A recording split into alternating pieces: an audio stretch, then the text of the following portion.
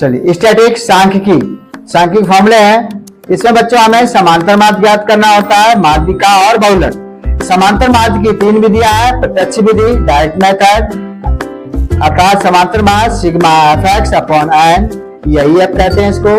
दूसरी विधि है कल्पित लघु विधि x, ठीक है। समांतर लघु विधि का समांतर माध्य a plus sigma F D upon sigma F, जहां a क्या है, कल्पित माध्य है, और d निकालने का फॉर्मूला है x1 माइनस a।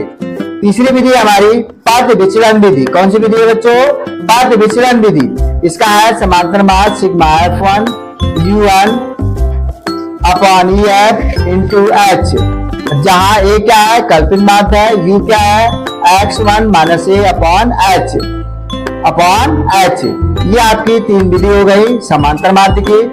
दूसरा हमारा फॉर्मूला है माध्यिका। माध्यिका को माध्यक भी कहते हैं, इंग्लिश में मीडियन।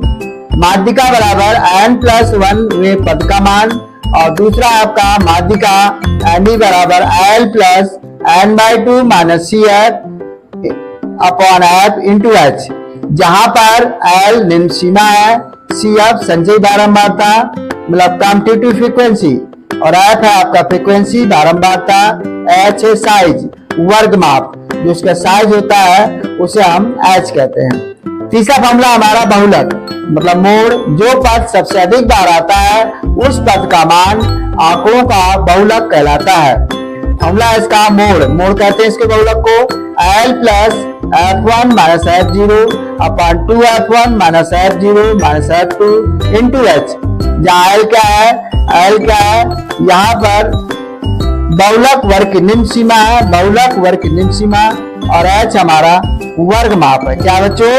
वर्ग माप। ये हमारे इंपोर्टेंट 3 फॉर्मूले हैं जो बच्चों 10th क्लास के बहुत इंपॉर्टेंट है।